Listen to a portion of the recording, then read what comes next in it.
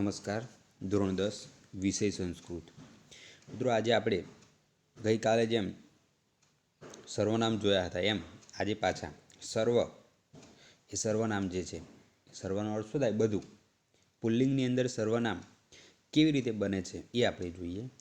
તો એકવચન, દ્વિવચન અને બહુવચન, જેમ આપણે કીધેલું છે એમ સંસ્કૃતની અંદર 3 વચન છે: એકવચન, દ્વિવચન અને બહુવચન. જેમ ગુજરાતીમાં એકવચન અને બહુવચન વપરાય છે. તો સર્વ એટલે બધું, એના એકવચન, દ્વિવચન અને બહુવચનના રૂપ કેવી રીતે બને છે એ જોઈએ. તો કહે છે પ્રથમા વિભક્તિ એકવચન તો સર્વઃ. શું છે પ્રથમા વિભક્તિ એકવચન? સર્વઃ. દ્વિવચન છે સર્વૌ. શું છે? સર્વૌ. અને બહુવચન છે સર્વે. બહુવચનનું રૂપ શું છે? સર્વે.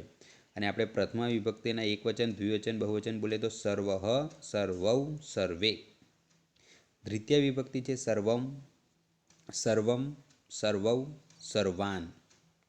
પુલ્લિંગની અંદર દ્વિતીય વિભક્તિ બહુવચન એમાં ન લાગતો હોય છે, તમે જોજો. રામાન, સર્વાન, જે પુલ્લિંગના રૂપો ચાલ્યા છે તે બધા જ. તૃતીય વિભક્તિ છે સર્વેણ, સર્વાભ્યામ, સર્વૈહે. તૃતીય વિભક્તિ શું છે? સર્વેણ, સર્વાભ્યામ, સર્વૈહે.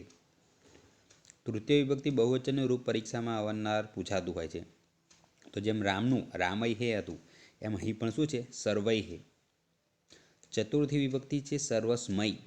શું આવે છે? સ્મય. મિત્રો, આપણે અગાઉ પણ કીધું, પુલ્લિંગની અંદર ય વર્ણ પાછળ લાગતો નથી. કયો લાગે છે? મ. એટલે અહીંયા કે સર્વસ્મય, ચતુર્થી વિભક્તિ એકવચન. એનું દ્વિવચન છે સર્વાભ્યામ અને બહુવચન છે સર્વેભ્ય. પછી જોઈએ તો પંચમી વિભક્તિ છે સર્વસ્માત. શું છે? સર્વસ્માત. દ્વિવચન છે સર્વાભ્યામ અને બહુવચન છે સર્વેભ્ય. ષષ્ઠી વિભક્તિ ખાસ જોજો, સર્વસ્ય. પાછળ શું લાગેલો છે? સ્ય. સર્વસ્ય.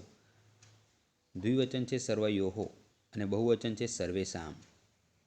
સપ્તમી વિભક્તિ એકવચનનું રૂપ છે સર્વસ્મિન. પુલ્લિંગની અંદર બધા સ્મિન લાગે પાછળ. કયો પ્રત્યય લાગે? સ્મિન.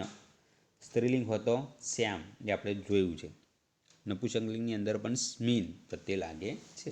એટલે સપ્તમી વિભક્તિ એકવચન શું થાય? સર્વસ્મિન. દ્વિવચન છે સર્વયોહો અને બહુવચન છે સર્વેષુ.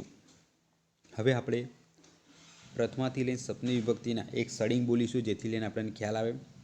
સર્વઃ, સર્વૌ, સર્વે, સર્વમ, સર્વૌ, સર્વાન, સર્વેણ, સર્વાભ્યામ, સર્વૈહે, સર્વસ્મૈ, સર્વાભ્યામ, સર્વેભ્ય, સર્વસ્માત, સર્વાભ્યામ, સર્વેભ્ય, સર્વસ્ય, સર્વયોઃ, સર્વેષામ, સર્વસ્મિન, સર્વયોઃ, સર્વેષુ. ખ્યાલ આવે છે? ફરતી સર્વ, સર્વૌ, સર્વે, સર્વમ, સર્વૌ, સર્વાન, સર્વેણ, સર્વાભ્યામ, સર્વૈહે, સર્વસ્મૈ, સર્વાભ્યામ, સર્વેભ્ય, સર્વસ્માત, સર્વાભ્યામ, સર્વેભ્ય, સર્વસ્ય, સર્વયોઃ, સર્વેષામ, સર્વસ્મિન, સર્વયોઃ, સર્વેષુ. જો એને એક વચનના રૂપો આપણે માત્ર બોલીશું તો કેવી રીતે બોલીશું? સર્વ, સર્વમ, સર્વેણ, સર્વસ્મૈ, સર્વસ્માત, સર્વસ્ય અને સર્વસ્મિન.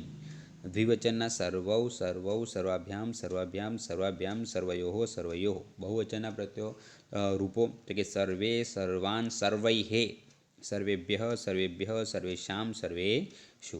તો આ જે છે એ સર્વ એ બધા પુલ્લિંગના રૂપો. એમાં ખાસ તમારે જોવાનું છે કે સર્વ તૃતીય વિભક્તિ એકવચનનું રૂપ શું થાય?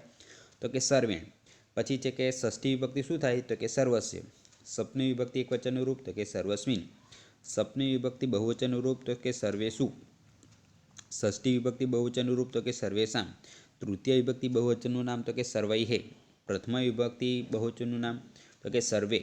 ખ્યાલ આવે છે? તો એ ખાસ જોવાના. પછી સર્વયોઃ, સર્વયો પૂછાય તો કાં તમને ષષ્ઠી વિભક્તિ આપી હોય, કાં તો તમને સપ્તમી વિભક્તિ દ્વિવચનનું રૂપ આપેલું હોય. એ તમારે ખાસ યાદ રાખવાનું છે.